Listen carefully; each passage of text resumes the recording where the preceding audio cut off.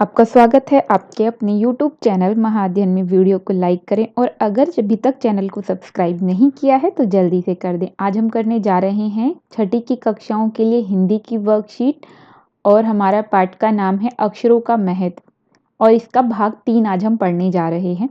तिथि है हमारी 24 नवंबर। तो शुरू करते हैं। आपको याद है हमारे पाठ के लेखक का नाम है गुणाकार मूले और उन्होंने अक्षरों के बारे में अब तक काफ़ी सारी बातें की, जिसमें हमने ये जाना कि पहले आदमी ने गाँव को बसाना शुरू किया, उसके बाद खेती करना शुरू किया और फिर उसने साथ ही सीखा पत्थरों के औजारों का इस्तेमाल। प्रागैतिहासिक मानव ने सबसे पहले चित्रों के जरिए भाव व्यक्त किए। पशु पक्षियों आदमियों आदि के चित्र बनाए। चित्र संकेतों के बाद में भाव संकेत आए और अब हम आगे पढ़ने जा रहे हैं। तो सबसे पहले चित्र को देख लेते हैं। यहाँ पर एक चित्र दिखाया गया है। अब ये चित्र कहाँ का है? ये चित्र है मध्य अमेरिका के ओंजीबवा आदिवासियों के द्वारा बनाया गया। अगर हम दाईं ओर से बाईं ओर की तरफ बढ़ें तो सबसे पहले दाईं ओर ये चित्र है। ये तूफान के देवता का चित्र है जो सारे आकाश को घेरता है। उसके बाद दूसरा है नगाड़ा, यानी कि ये नगाड़े का चित्र है और फिर पंखों से सुशोभित नगाड़ा, यानी दो अलग अलग तरह के नगाड़े हमें देखने के लिए मिलते हैं। उसके बाद द्रोण काक है, ये भी एक प्रकार का कहें तो कौवा है और उसके बाद एक दूसरा कौवा, यहाँ पर भी एक कौवा बनाया गया है और फिर एक आदमी का चित्र है जो कि दवा खाने में है। दवा खाने का मतलब जहाँ पर दवाइयाँ मिलती हैं। ये सभी अगर हम चित्र देखें तो ये भाव संकेत हैं, एक चित्र के माध्यम से बताने की कोशिश की गई है। जैसे हम आदमी को देखते हैं और लिखा है यहाँ पे कि वो दवा खाने में, यानी कि दवाई देने वाली जगह पर औषधालय में है। तो यहाँ पर औषधालय दिखाई नहीं दे रहा, लेकिन कुछ संकेत हैं जिसके आधार पर ये पता चलता है। तो अब बढ़ते हैं आगे की तरफ। अक्षरों की खोज के सिलसिले को शुरू हुए मुश्किल से 6000 साल हुए हैं, केवल 6000 साल। अक्षरों की खोज के साथ एक नए युग की शुरुआत हुई। ये बात हम पहले भी पढ़ चुके थे, मैं एक बार फिर से याद दिलाती हूँ कि सिर्फ 6000 साल पहले ही मानव ने लिखना शुरू किया। उससे पहले मानव लिखना नहीं जानता था और जब उसने लिखना शुरू किया तो उस लिखने को शुरू करने में भी सबसे पहले लिखने का प्रयोग हिसाब किताब के लिए हुआ।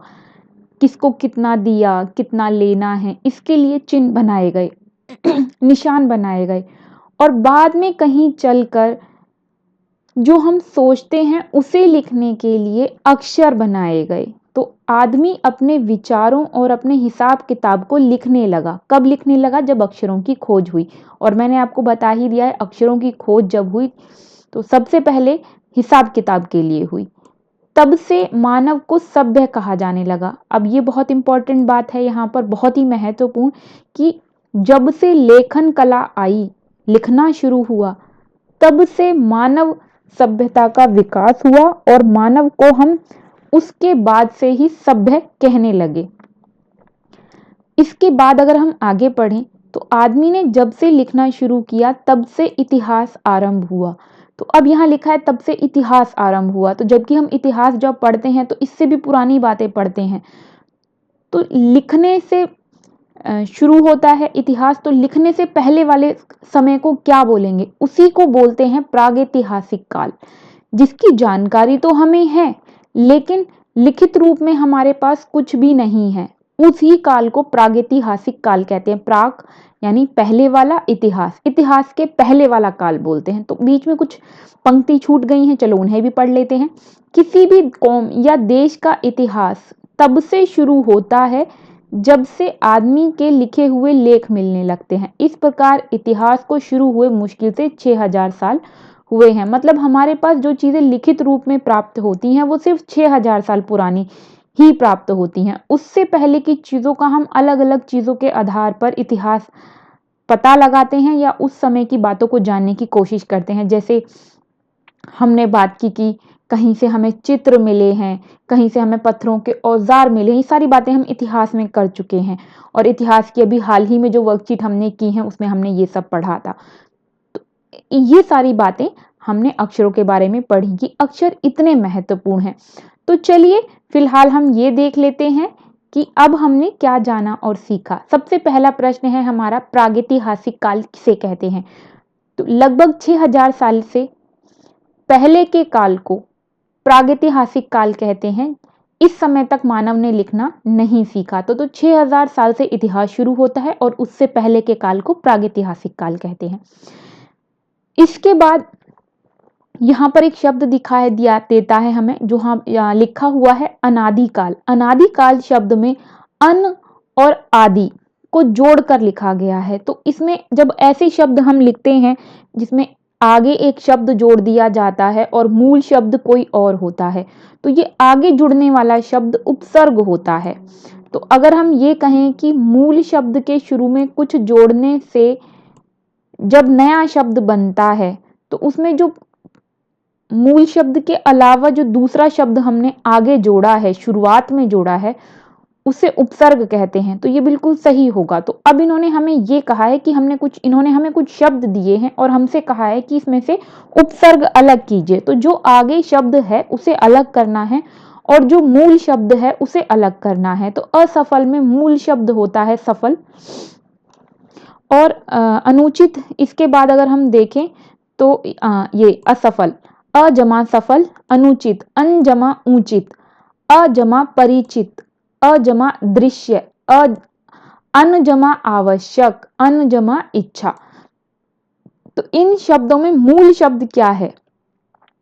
सफल मूल शब्द है, ऊंचित मूल शब्द है, परिचित मूल शब्द है। ये जो आगे लिखे हैं जमा के निशान से मैंने पहले लिखे हैं, ये सब आपके उपसर्ग हैं। और बिल्कुल इसी तरीके से यहाँ पर भी आप इस बात का ध्यान रखेंगे। तो अब बढ़ जाते हैं आगे की तरफ।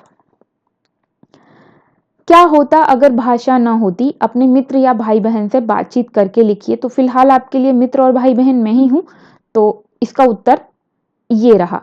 अगर भाषा नहीं होती तो हमारा जीवन पशुओं के समान होता या फिर आदि मानव के जैसा होता। जिस प्रकार वह बोल नहीं सकते थे उसी प्रकार हम भी बोल नहीं पाते और हमारा व्यवहार भी उन्हीं के समान होता, हम भी असभ्य होते। मतलब आज हम जितने सभ्य कहलाते हैं, हमने जितना विकास किया है, वह सब संभव नहीं हो पाता। उसके बाद अगला प्रश्न है, पाठ में ऐसा क्यों कहा गया है कि अक्षरों के साथ एक नए युग की शुरुआत हुई? तो पाठ में ऐसा इसलिए कहा गया है क्योंकि इसके बाद ही मानव को सभ्य कहा जाने लगा। जब आदमी ने लिखना शुरू किया तब इतिहास का आरंभ हुआ। इसके अलावा आदमी अपने विचारों और हिसाब किताब को लिखकर रख सकता था। कब लिखकर रख सकता था? जब अक्षरों की शुरुआत हुई या अक्षरों की खोज हुई। तो अक्षरों की खोज का सिलसिला कब और कैसे शुरू हुआ? तो अक्षरों की खोज का सिलसिला मुश्किल से 6000 साल पहले शुरू हुआ है। सबसे पहले इसकी शुरुआत हुई हिसाब किताब करने के लिए और उसके बाद भाषा के लिए अक्षरों का निर्माण हुआ। तो इस तरीके से हमारी आज की वर्कशीट पूरी होती है। मेरे प्रिय विद्यार्थियों, अगर आपने अभी तक चैनल को सब्सक्राइब नहीं किया है और आप चाहते हैं कि ये वीडियोस के ज़रिए से आपको लाभ मिलता रहे, आप अपना काम करते रहें, आपको अच्छे आंसर इसी तरह मिलते रहें कि आपके काम में गलतियां ना हो, तो उसके लिए ज़रूरी है कि चैनल चलता रहे। और उस चैनल के चलते रहने के लिए ज़रूरी है कि आप वीडियोस को लाइक और शेयर करने के साथ, अगर सब्सक्राइब नहीं किया है तो सब्सक्राइब कर दें। सब्सक्राइबर्स बढ़ते रहें तो चैनल भी आगे बढ़ता रहेगा। तो ये थी आज की वीडियो। फिर मिलते हैं ऐसी ही प्यारी सी अच्छी सी वीडियोस के साथ। वीडियो के नीचे एक रेड कलर का निशान है जिस पर लिखा है सब्सक्राइब, क्लिक कर दीजिए। कलर चेंज मतलब चैनल सब्सक्राइब। फिर मिलते हैं, तब तक के लिए स्वस्थ रहें, खुश रहें। नमस्कार और धन्यवाद।